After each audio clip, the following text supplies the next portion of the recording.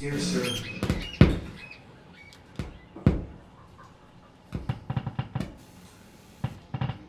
some people believe they've really known you. You can seem like an immortal film star claimed by lacking proles. They identify strongly. They want you to be true. I felt this way too. I even imagined you as a child. You stare out of your family's apartment window. Did you grow up in a house?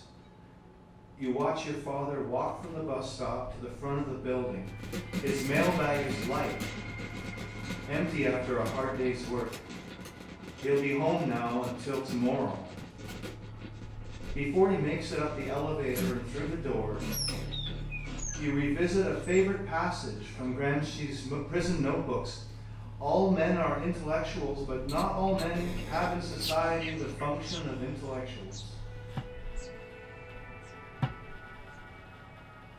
You mutter, "and women," as you reach the middle of the sentence. You watch your tired dad hang up his uniform. You long for the good work you'll do in the future.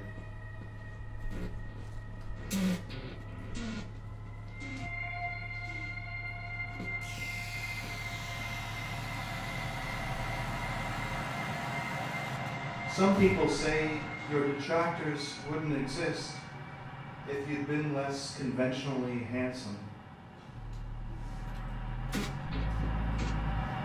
There's that issue of institutional privilege, too. Can you speak the truth from the inside? How concretely organic could your efforts possibly be? How could you avoid enabling the fusion of collective consciousness, the acculturation of dissent, the perpetuation of your professional sphere? Did you contribute, in the end,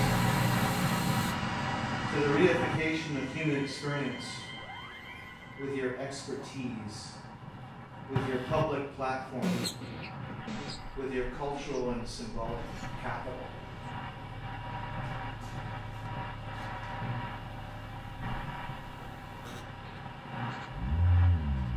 Did you ever return to the board's condemnations of society after your career path was firmly established? Those sweeping statements you first heard in youth. I'm imagining again. Through the stale air and empty seats of a shabby left bank cinema that no longer exists, did you start taking those comments personally? The movie-going public, which has never been very bourgeois, and which is scarcely any longer working class, is now recruited almost entirely from a single stratum of low-level skilled employees in the various service occupations that are so necessary to the present production system: management, control, maintenance, research, teaching, propaganda, entertainment, and pseudo-critique.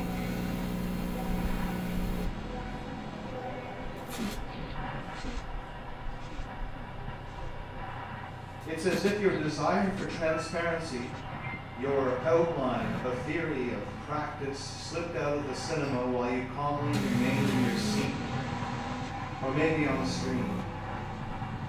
As if you were able to stick it to the man by remote control.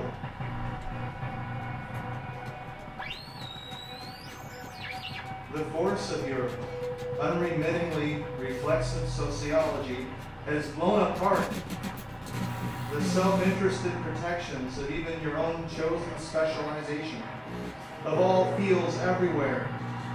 Now each of us must operate with the lights on and the projector turned off. Antidepressant medications are flying off the shelves.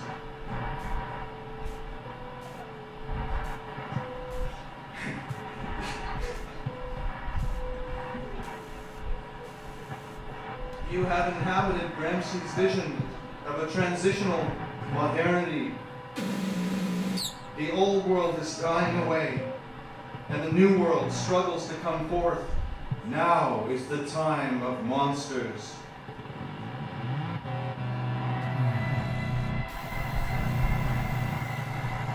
Your work haunts a future past of pragmatic immorality, an undead role for the ages journey.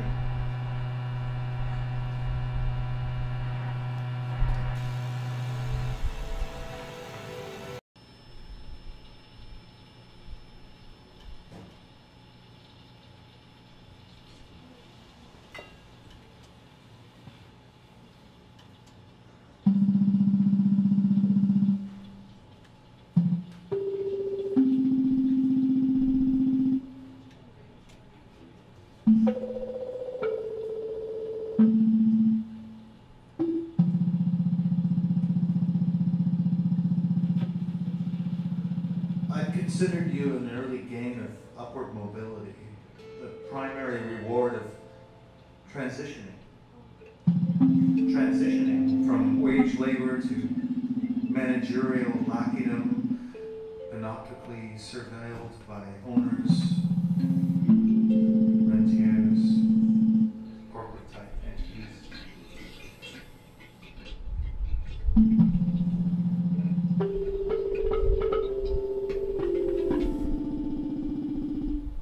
Represented more money for less work, less time, less specific or verifiable results, profits, tasks, functions, etc. You might allow for a much more satisfying, albeit fragmentary, illusion of autonomy in relation to the relentlessly occult-like interdependencies of a totalizing economic order. A friend talked to me about all of this after I got one of you.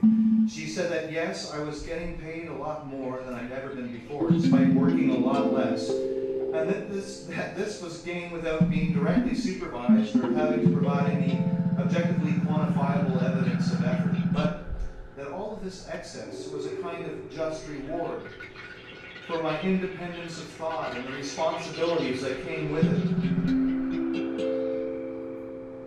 I was being equitably acknowledged for having to operate on my own and make decisions.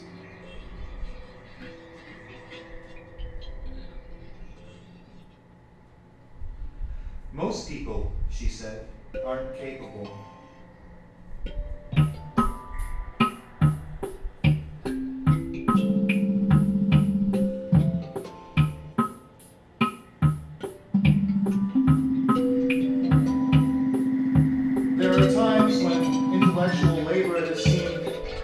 Excruciatingly difficult.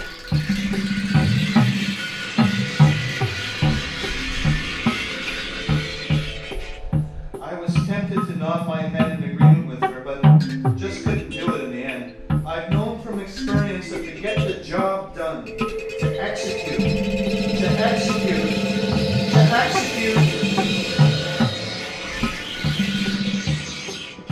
you've got to be, more often than not, able to stop thinking, to stop feeling. This is where the difficulty lies. One must disassociate from one's own being in the world to be an effective instrument of external forces.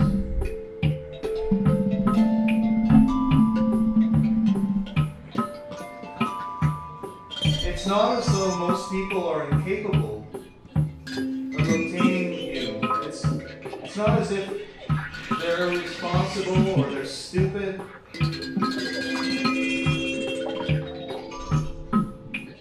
Most are too sensitive, astute, observant. They are concretely aware of the power relations enmeshing their lives.